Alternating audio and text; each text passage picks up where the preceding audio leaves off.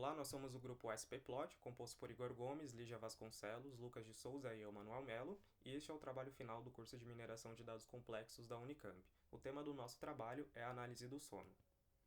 O nosso problema está contextualizado com dados do exame de polissonografia e também dados obtidos através do Apple Watch de 31 pacientes.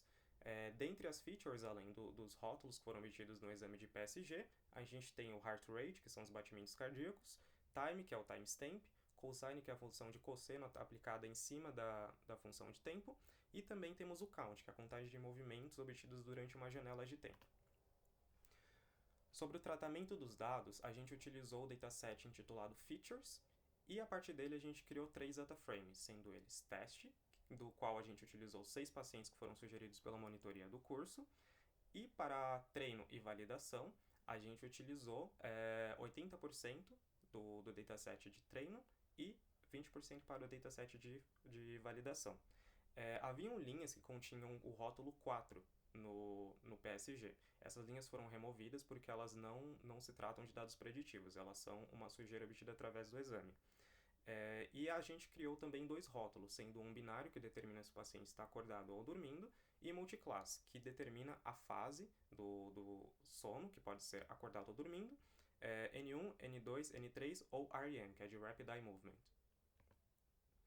Como objetivos, a gente tem 2 problemas, é um binário e multiclasse, e como principal é treinar um modelo que indique se o paciente está acordado ou dormindo, sendo esse o target binário, e no secundário a gente determinar qual fase do sono que o paciente está, que pode ser acordado, N1, N2, N3 ou Rapid Eye Movement. E a métrica que a gente vai utilizar nesse projeto é de acurácia balanceada. Fazendo uma exploração dos dados que a gente obteve, dentro dos datasets diferentes, a gente percebe que a gente tem um desbalanceamento muito expressivo. Nesse caso aqui, o que a gente vê em laranja são os pacientes que estavam com o resultado em dormindo, que eles não estavam acordados. Então a gente percebe que tem uma diferença bem expressiva de 90% para quase 10%. Isso se aplica em todos os data frames que a gente separou, né? Então isso vai para teste e validação também. E quando a gente trata do multiclasses, a gente vê que fica ainda mais crítica, porque a gente percebe ali na fase 2, o equivalente ao N2, uma expressividade muito grande também em todos os datasets. Então ali a gente tem mais da metade, né, e na maioria dos casos, dessa representatividade dessa classe. Também bastante desbalanceado, e a que seria mais próxima, que a gente tem ali, o 5, que seria o equivalente ao Rapid Eye Movement, ainda está por volta da metade dessa classe mais expressiva. Pensando na análise exploratória, a gente fez alguns gráficos, né, comparando cada uma das variáveis explicativas que a gente tinha em relação ao comportamento da target binária, né, que é se o indivíduo está dormindo ou acordado, com o objetivo de tentar identificar um padrão de comportamento visível aí já no gráfico. A primeira variável, então, foi a cosine, né, que é o cosseno sobre o tempo do início do exame.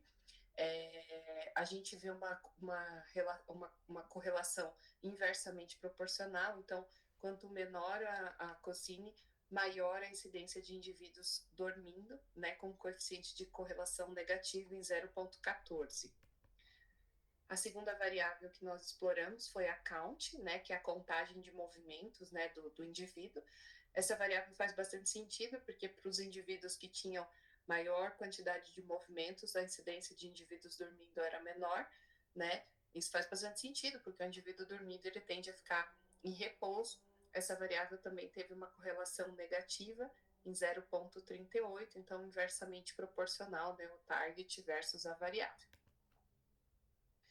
Para a terceira variável, que foi a HR, né, que é a medição dos batimentos cardíacos, foi bastante intuitivo, né, a análise gráfica, porque quanto menor, né, a incidência de batimentos cardíacos, maior a quantidade de indivíduos que estavam dormindo, né, e faz bastante sentido, porque o indivíduo, nos estágios mais profundos de sono, a frequência cardíaca baixa, né, o coeficiente de correlação, então, também negativo, em 0,24.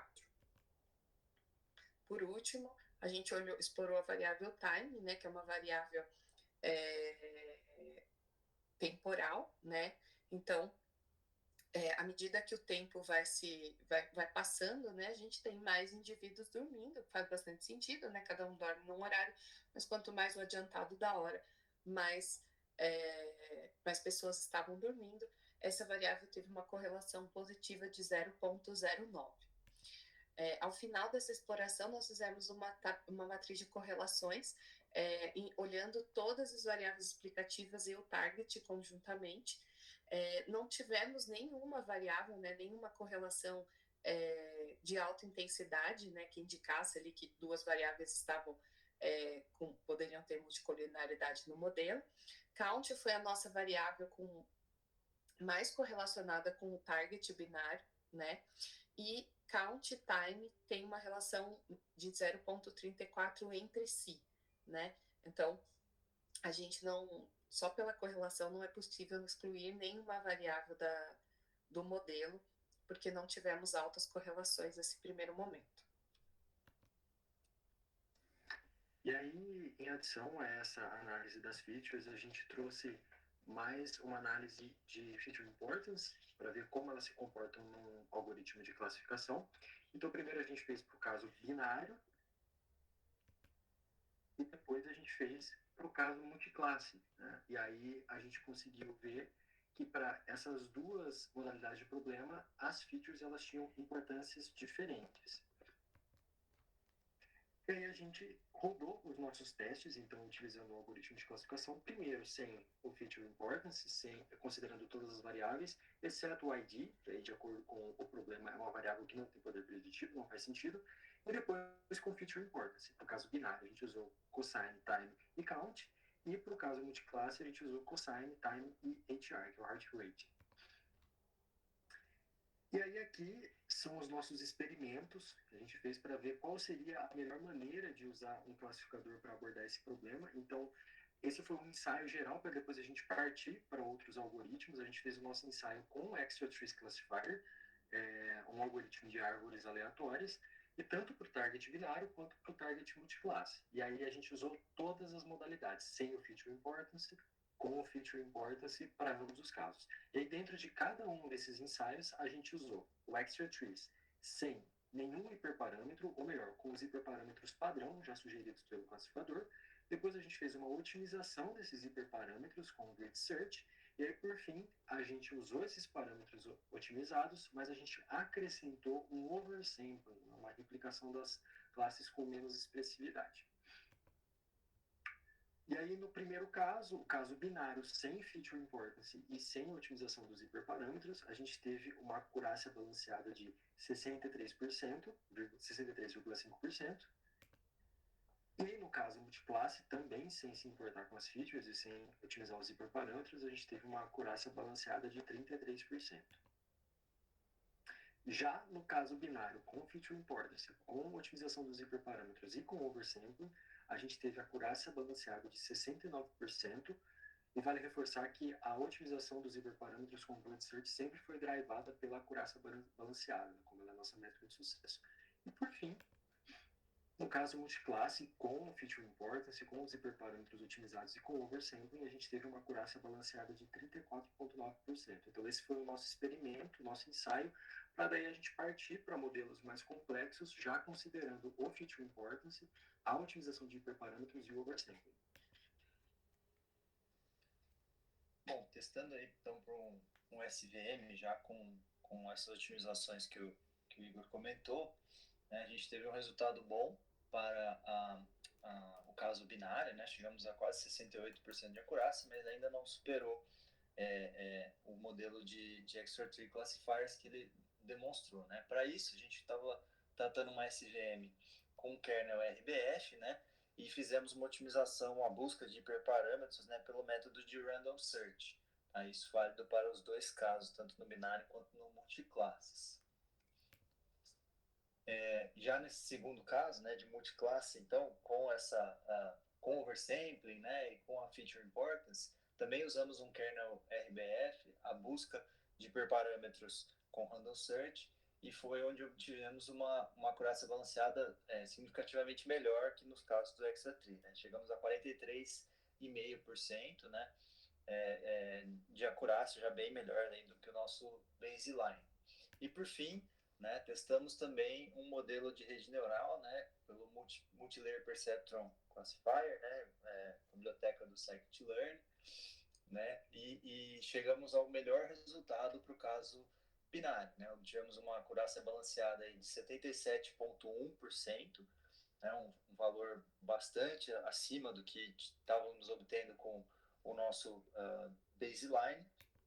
Porém, né, no caso da rede neural, não tivemos a mesma performance, ou a melhor performance no caso de multiclasse. Né? Chegamos a 42% de acurácia balanceada. Finalizando, né, acho que tem um quadro aí resumindo, né, todos os nossos resultados obtidos, né, então fica evidente aí a performance superior da rede neural no problema binário e o SVM ali levemente acima do que foi a rede neural para o caso de multiclasses, né.